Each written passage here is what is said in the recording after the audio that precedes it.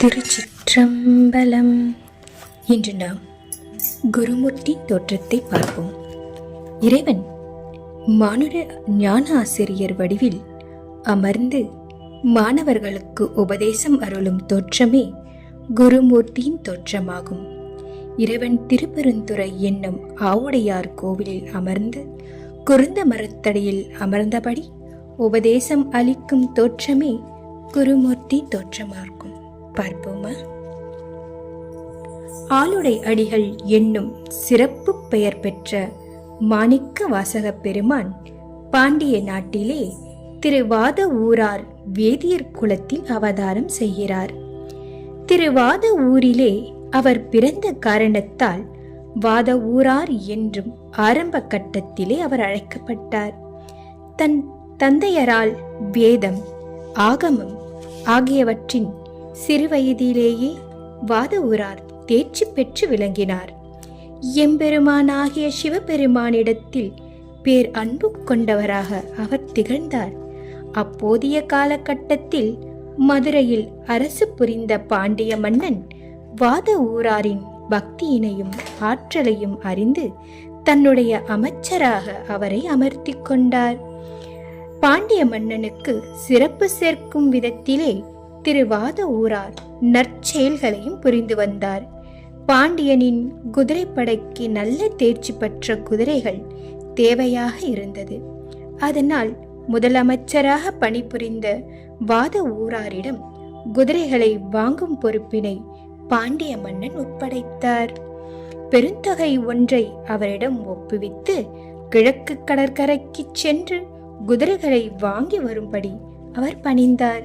மன்னனின் கட்டளையை ஏற்ற வாத ஊரார் கிழக்கு கடற்கரைக்கு பயணமானார். அந்த சமயம்தான் இறைவனுடைய திருவுளமானது திருவாத ஊராரின் வாழ்க்கையினை மாற்றி ஆள்கொண்டு முடிவினை செய்தது. பொதுவாக நிலத்திலே ஊன்றப்படுகின்ற விதையானது பயிராக வளர்கிறது. அந்த பயிரானது நீர்ப்பாய்ச்சி பெற்று களைகள் களைய பெற்று செழிப்பான முறையிலே வளர்ந்து வருகின்றன. அவ்வாறு வளர்ந்து வரும் அந்த பயிரானது கதிர்விட்டு முற்றும் நிலை வரும் வரையில் நிலத்துக்கு சொந்தக்காரர் அதனை பரிபலம் செய்வார். கண்ணும் கருத்துமாக செயல்படுகிறார். கதிரானது முற்றி அறுவடைக்கு தகுதியாகும் போது அந்த நிலத்திற்கு சொந்தக்காரர் அறுவடையை செய்ய தொடங்குகிறார். இத்தனை காலம் நிலத்திலே வளர்ந்த அந்த பயிர் நெல் மணிகளாக மாறி நிலத்தின் உரிமையாளரின் ஆளுகைக்கு அந்த சமயம் உட்படுகிறது. அதுபோல் வாத ஊராரின் இளமை காலத்தில் இருந்தே அவர் இறைவனால் அருளப்பட்ட வேதம், ஆகமங்களை கற்று தன்னை தகுதியுடையவராக ஆக்கிய வண்ணமே இருந்தார். அதன் காரணமாக அவருடைய ஆற்றலையும் தகுதியையும் கருத்தில் கொண்டுத்தான் பாண்டிய மன்னன் அவரை முதலமைச்சராக தேர்வு செய்து அமைச்சரவையிலே அவரை அமர செய்தார். அரசு பணிகளை விட ஆதி முதலான ஈஸ்வரனின் ஆன்மீக பணி முதன்மை பெற்றதல்லவா? அத்தகைய ஆன்மீக பெரும் பணிக்கு தகுதி உடையவராக விளங்கிய திருவாத ஊரார் ஆட்கொள்ளும் நேரத்தினை எம்பெருமான் தெளிவாக குறித்து விட்டார். அந்த நேரமானது வாத ஊராரின் குதிரைகளை வாங்க கிழக்கு கடற்கரைக்கு நோக்கி பயணம் செய்ய ஏற்பாடானது. அந்த பயணம் மேற்கொண்டு சோழ நாட்டின் எல்லையான திருப்பெருந்துறையினை அடைந்தார். அங்கு இருந்த குருந்த மரத்தடியிலே இறைவனாகிய சிவபெருமான் மானிட வடிவம் ஏற்று ஞான ஆசிரியராக அமர்ந்திருந்தார். அவரை சுற்றி மாணவர்கள் அமர்ந்திருந்தார்கள். அந்த மாணவர்களுக்கு உபதேசம் செய்கிற பாவனையிலே இறைவன் காட்சி அளித்தார். அந்த காட்சியினை கண்ட வாத ஊரார் தாய் பசுவினை கண்ட கன்றினை போல் அவ்விடத்திற்கு ஈர்க்கப்பட்டார் என்றே சொல்ல வேண்டும். இந்த உலகத்திலே நாம் எத்தனையோ பணியிலே ஈடுபட்டிருந்த போதிலும் இறைவனின் கருணை ஒருவன் மீது விழுந்து விட்டால் கன நேரத்தில் அவருடைய வாழ்க்கை மாற்றி அமைக்கப்பட்டுவிடும் என்பதனை நாம் அறிதல் வேண்டும். ஒரு மரத்தின் கிளையினிலே பூவாகி காயாகி கனியாகி காலம் வரும். அந்த கனியானது மரத்தின் கிளையிலே இருக்கிறது. முற்றும் கனிந்து விட்ட பிறகு அந்த கனியானது மரத்தின் கிளையினை விட்டு உதிர்ந்தே தீர வேண்டும் அல்லவா? அவ்வாறு கனிந்து முற்றிய நிலையில்தான் வாத ஊரார் உள்ளார். இந்த காரணத்தில்தான் இத்தகைய மரத்தின் கிளைகள் விட்டு அக்கணத்திலே பிரிந்து விழும். பாண்டிய மன்னனின் ஆணை ஏற்று குதிரைகள் வாங்குவதற்கு கிழக்கு கடற்கரை சாலையை நோக்கி வாத ஊரார் பயணம் செய்தார். ஆவுடையார் கோவிலில் அமர்ந்திருந்த இறைவனாகிய ஞான ஆசிரியரை பார்த்தரும் வாத ஊரார் ஈர்க்கப்பட்டதற்கு இதுவே காரணமாகும்.